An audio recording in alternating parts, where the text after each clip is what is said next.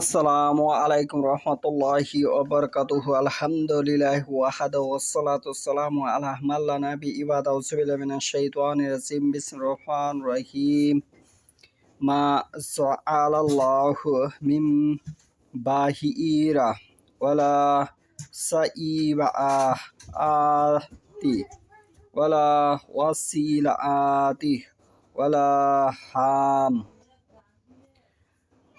ওয়ালাকিন্নাল্লাযীনা কাফারু ইফতারুনা আলাল্লাহিল কাযিব ওয়া আকসারুহুম লা ইয়াকিলুন। আজকের বক্তব্যের বিষয় হলো যে কথা আল কোরআনের এবং রাসূলুল্লাহ সাল্লাল্লাহু আলাইহি ওয়াসাল্লামের পরিপন্থী সে কথা মুখ দিয়ে উচ্চারণ করাও একটি জঘন্যপূর্ণ অপরাধ, শরিক বা জাহান্নামে যাবার জন্য এ কথাটাই যথেষ্ট। আমি যে আয়াতটা তলাত করেছি সূরা মাইদা 5 নম্বর সূরার 103 নম্বর আয়াত 103 নম্বর আয়াত, এমন কোনো কথা উচ্চারণ করা যে কথার কারণে আপনি কাফের হয়ে যাবেন, যে কথার কারণে জাহান্নামে আপনার যেতে হবে, সে কথার তাৎপর্য সম্পর্কে বাহিরা সাইবা ওয়াসিলা কিংবা হাম এর কোনোটাই আল্লাহর ঠিক করে দেননি। এর কোনোটাই আল্লাহ, এ ধরনের কোনো নাম আল্লাহ ঠিক করে দেননি, বরং কাফেররা আল্লাহর উপর মিথ্যা আরোপ করে, আর তাদের অধিকাংশই বুঝে না। লা হইছে না ইয়াকিলুন, বুঝে না, তাদের অধিকাংশই কি বুঝে না।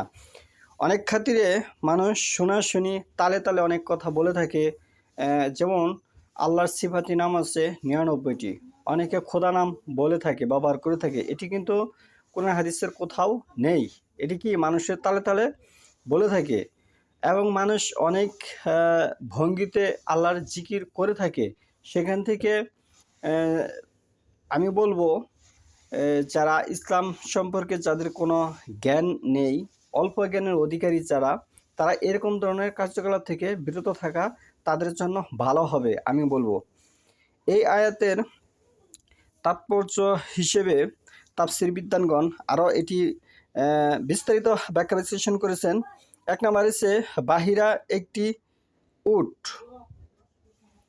যার দুধ প্রতিমার জন্য উৎসর্গ করা হয়েছিল এবং কাউকে তা দহন করতে দেওয়া হতো না। এটি প্রাচীন যুগে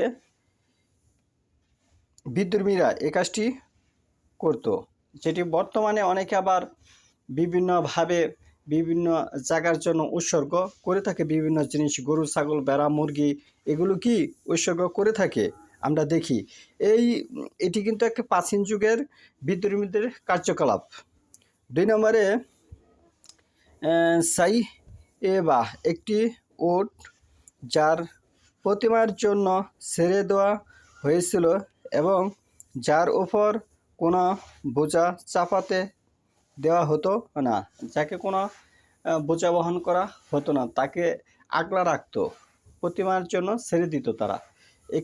এরকম ধরনের কার্যকলাপ কিন্তু আমরা সমাজে দেখতে পাচ্ছি বিভিন্নভাবে, বিভিন্ন জায়গার জন্য, বিভিন্ন স্থানের জন্য, বিভিন্ন পুষ্কিনির জন্য কিন্তু উৎসর্গ করে দেয় মানুষ বিভিন্ন রকমের জিনিস। দুধ উৎসর্গ করে দেয়, টাকা উৎসর্গ করে দেয়, মোরগ উৎসর্গ করে দেয়। তাদের মাধ্যমে, উসিলার মাধ্যমে নাকি তাদের সন্তান হবে, তাদের এই কার্যকলাপগুলো হাসিল হবে। এগুলো কিন্তু নতুন নয়, এগুলি প্রাচীন যুগের বিদ্রোহীরা এগুলি তারা করতো, আল্লাহ নামে মিথ্যা অপবাদ দিত। 3 নম্বরে ওয়াসিলা একটি উট পরপর মাদি বাচ্চা প্রসব করার কারণে যাকে প্রতিমার নামে ছেড়ে দেওয়া হয়েছিল।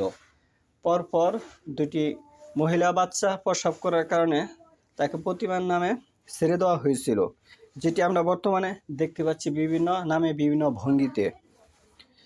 4 নম্বরে হাম একটি উট যার থেকে নির্দিষ্ট ওজনের কাজ নেওয়ার পর তাকে প্রতিমার নামে ছেড়ে দেওয়া হয়েছিল। তাহলে এখানে যে চারটি বিষয় ব্যাখ্যা বিশ্লেষণ তাফসীর বিদ্বানগণ করেছেন, এটি কোরআনের সূরা মাইদার 103 নম্বর আয়াতে থেকে তিনি ব্যাখ্যা বিশ্লেষণ করেছেন। যেমন বাহিরা এটি আছে, সাইবাআতি এটি আছে, ওয়াসিইলা এটি আছে, হাম এটি আছে। চারটি, কিন্তু এই চারটি বিশ্লেষণ করে তারা এখানে ব্যাখ্যা বিশ্লেষণ করেছেন। আমরা এরকম ধরনের কোনো কথা বলবো না যে কথার মাধ্যমে কি আমরা পাপী হব। যে বিষয়ে আমাদের জ্ঞান নেই সেখান থেকে আমরা বিরত থাকার চেষ্টা করবো। আমরা যতটুকু পারি সূরা ফাতিহা পারি, ফাতিহা পড়বো, ওটার উপর আমরা আমল করব। সূরা ইখলাস পারি, ইখলাসের উপর আমল করব। আমরা যদি এর বেশি কিছু না জানি সেখান থেকে আমরা নীরব থাকবো। ওরকম ধরনের জিকির করব না, ওরকম ধরনের কথা মুখ উচ্চারণ করবো না যে কথার কারণে আমরা পাপী হব।